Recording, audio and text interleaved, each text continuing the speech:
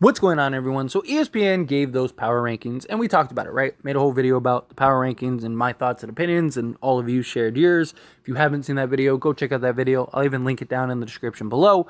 But the reason I'm bringing up the power rankings again is because one of the things that I thought I was going to mention in that video, but I thought, that's actually a good point for another video, to just kind of dedicate, is yes, the Lakers were ranked 7th overall. So you had Denver, Milwaukee, Boston, Phoenix, Miami, and then you had the Philadelphia 76ers, right? Those were the six ahead of the Lakers. The Lakers were 7th.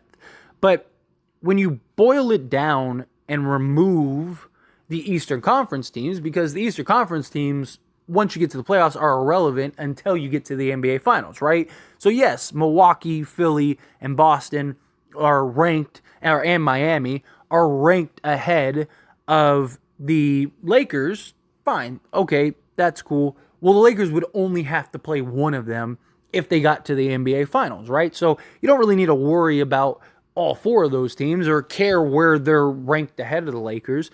You just have to worry about, okay, can we beat any of those teams in a 7-game series? Yes, I absolutely do believe that. And we only have to play one. So that's all you have to worry about. The real sort of highlight point and where the Lakers really need to focus on, or I don't really think need to necessarily focus on, but where the ranking does matter is as far as the Western Conference goes. Because the Western Conference is where the Lakers are going to have to go through the grueliness of just the Western Conference and the juggernaut that is. But when you remove the Eastern teams, then the Lakers are the third team in the Western Conference, right? So based on what ESPN believes, and I mean, many others kind of share the same sentiment. This isn't like some crazy far-fetched thing. And I've even expressed that, I think the Lakers should be in the 4th or 5th spot personally. The first three, Denver, Milwaukee, Boston, I have no problems with. Fully understand. They've been together for a while. They've all been in the finals. 2 of those teams have won the NBA Finals. Phoenix, okay, on paper, you can make an argument that they're the best team in the league on paper, just because they're just so top-heavy with 4 All-Stars. Okay, fine. You want to go that route? Sure. Okay. But outside of that, Miami and Philly, I don't buy. I think the Lakers are deeper than both of those teams. I think the Lakers are overall better than all of those teams. But breaking it down to just the Western Conference, right? The 2 teams is the Phoenix Suns and the Denver Nuggets, right? Those are the 2 teams that are, in many people's eyes, the juggernauts of the Western Conference. And Denver, they are the defending champion, so they deserve that title. But when was the last time a team won back-to-back NBA championships, for one? That's something to keep in mind.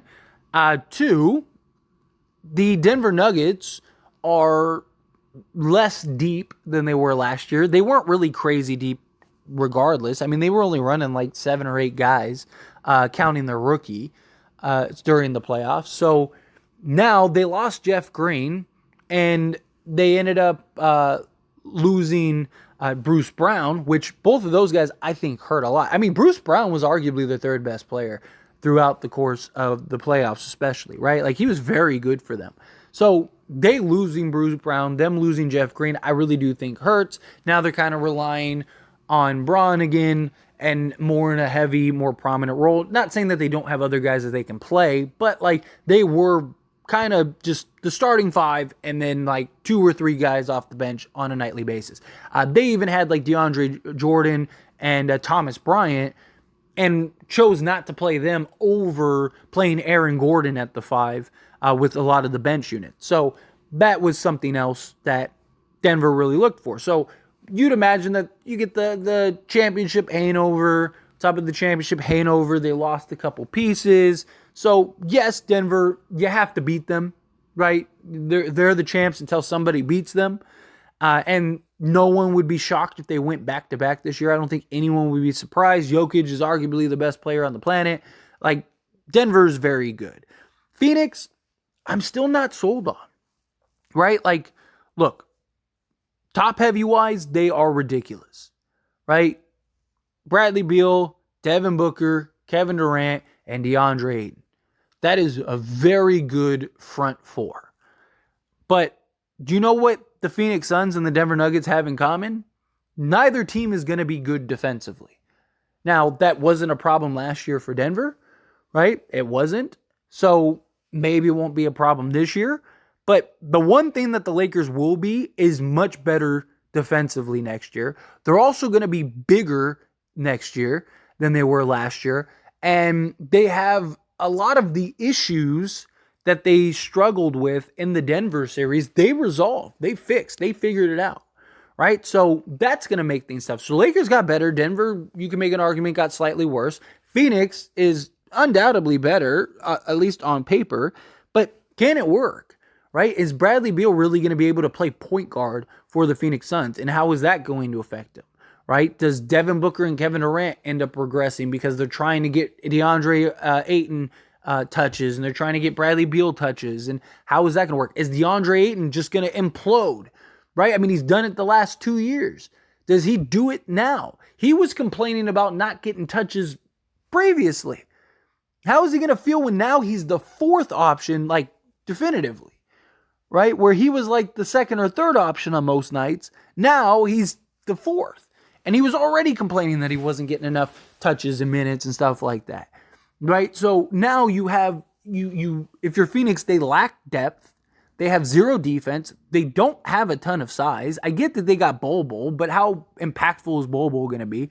I mean, the Orlando Magic didn't just like let him go for the sake of just letting him go, right? Like there's a lot, like he's a project, right? He has a lot of potential and a lot of upside, and he could be very solid in the right environment, in the right scenario, but he's not a guy that is going to be like this all-star level player. If he is, then watch out. But realistically, he's going to be the 5th, 6th, 7th option on this Phoenix Suns team. And look, Phoenix did a nice job of kind of rounding out their roster. They have like a legit like 7, 8 guys that they could play. But again, they lack defense, they lack size, and there's a ton of question marks for the Lakers. At least the Lakers, like main 6 guys, were all on the Lakers last year. Right? Like, so your starting 5 of D'Lo, Reeves, Vando, LeBron, and AD at least have cohesiveness from last season and fought and made it to the Western Conference Finals. Right? So they have more experience than the Phoenix Suns do. Right? Yeah, Kevin Durant and Devin Booker, they have a little bit of experience, but Kevin Durant was injured like half the time that he was there with Phoenix. And then, even then, they still didn't have Bradley Beal. They had a completely different roster. It's a completely different scenario.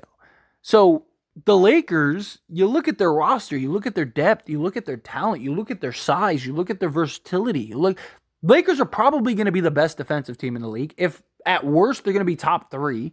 They were the best defensive team last year, and they got better this year, right? Or better defensive guys this year. So, and bigger. So you're talking about a team that was already the best defense last year, going into this year, are probably at worst going to be top 3 defense, and they were like top 7 offense last year.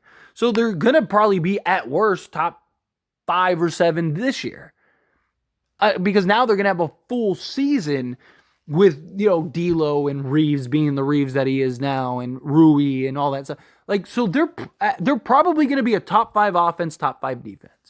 The only team in the league last year that was that in both categories was the Boston Celtics, right? Like that was the only team. So the Lakers are going to be the only team in the Western Conference that is going to be that, because the Phoenix Suns and the Denver Nuggets are not going to be top 5 in defense. I can tell you that. And they may or may not be top 5 in offense. And even if they are, like let's say they both are top 5 in offense, again, they're not going to have the defense. So that's where the Lakers' major advantage is. They have more depth. They are bigger, like front to back bigger, right? Even more so than Denver now, right? Because Denver went small on numerous occasions, but like all of their guys were like 6'5" and above. Well, now the Lakers are. And the Lakers could actually run a unit if they wanted to and have LeBron be point. Right? That doesn't mean he has to guard the point guard, but he could you could just have LeBron be the point guard. So like you could go if you really wanted to. Like if you were the Lakers, you could go like LeBron, Hayes, Anthony Davis, Jared Vanderbilt, Rui Hachimura. Your smallest guy would be at that point like LeBron James. Like, come on. Like you have all of that. Like whatever you need to tackle the monster that's in front of you, the Lakers can do that. They could go small if they wanted. Like you could even like if you really like if you're playing the Warriors, right? And where they go, the 4 guard lineups. Right? Like your 4 guard lineup is your smallest guy is Gabe Vincent at 6'3". So you could go Gabe Vincent, D'Angelo Russell, Austin Reeves, or go Gabe Vincent, Max Christie, Austin Reeves, and then Jared Vanderbilt and Rui, or AD and LeBron, or whatever. Like you have so many different lineups that you can just work out and match up. Denver, you want to put Denver ahead of the Lakers? Totally okay. Lakers just got swept. Yes, the Lakers are going to be much better this year. They're not going to only have 10 games under their belts going into the playoffs. They also upgraded the roster and are better. But fine. Denver is very good, right? Nobody would be surprised if Denver ended up beating the Lakers again, right? Okay, that's totally okay. But Phoenix, I don't know how you can... Like, what is the argument for Phoenix being above the Lakers in a ranking outside of, like, on paper, they look very good? Right? We don't know how good they're really... We don't know how good Phoenix is going to be. And even last year, right? Like, so many people were like, Devin Booker and Kevin Durant, they're undefeated, blah, blah, blah, blah. They didn't play anybody. The first team that they played that was half decent, they lost. Like, literally. Like, and then even in the first round of the playoffs, they had to go up against a team that didn't have Kawhi and Paul George. Right? Kawhi got hurt, and they still ended up stealing a game. Like, I really think if they had Kawhi that whole series, Phoenix might have lost that series. Because that series was a lot closer than it should have been. And on top, if they would have had Paul George and Kawhi, I wholeheartedly think that the Phoenix Suns lose that series against the Clippers. Right? So you have that. But, okay, they got Bradley Beal now. Okay, fine. Right? They upgraded Chris Paul to Bradley Beal. Fine. Bradley Beal's still very injury prone. Right? Like, here's the thing. If Anthony Davis and LeBron James miss like 40 games, knock on wood, hopefully nothing crazy like that happens, but like if they missed like 40 games, the Lakers could probably still be a play-in team. If Kevin Durant and Devin Booker go down, Phoenix probably misses the play-in altogether. I mean, the Wizards with Bradley Beal were missing the play-in and stuff like that, right? Like, and he had more depth than this Phoenix team does. If you take the 2 best players off the Lakers and the 2 best players off the Phoenix Suns, the Lakers probably sweep them. Like, literally. And that's with DeAndre Ayton and Bradley Beal. I still think this Lakers team could probably sweep that Phoenix Suns team. I think that they at least win a 7-game series. Because, again, you have Bradley Beal who could go get you 23 a game. Austin Reeves, Rui Hachimura, and D'Angelo Russell, all 3 are more than capable of doing that very same thing. They all have done that very same thing. I mean, D'Lo, when he was the number 1 guy in Brooklyn, he was averaging as many points as Bradley Beal has averaged. Right? Rui, I fully believe, could do that. Okay, DeAndre Ayton, 2010 guy. Cool. Again, you still have Rui. Like, let's say Austin Reeves can match what Bradley Beal... I think Bradley Beal's a better player, but like I think Austin Reeves could give him a run for his money. And as far as like production and stuff, playmaking, scoring, all that stuff. Okay, fine. And then D'Lo and Rui, and then you still have Taurean Prince. You still have, Jared Vanderbilt, who Bradley Beal is going to have to go through in order to score. Like, I just think the Lakers are the deeper and overall better team. I think the Phoenix Suns are very front-loaded and look like an absolute juggernaut. on the front end. But we have seen a lot of teams like this over the years. A lot. We've seen a lot of teams like this recently, and it just didn't work out. So, again, I mean, Brooklyn had like 3 of these versions, 3 of these types of rosters, and they weren't able to get it done. So, we'll see. Time will tell. But anyway, as always, this is a discussion, so I pass the question to you. Let me know your thoughts and opinions down in the comments below. What do you think? Do you think, makes sense that they're, top 3 in the West, right? Do you think that, no, the only team you should put ahead of them is the Denver Nuggets? Are you okay with Phoenix being ahead of them? However you feel, whatever your thoughts are, love to hear it. Let me know down in the comments below.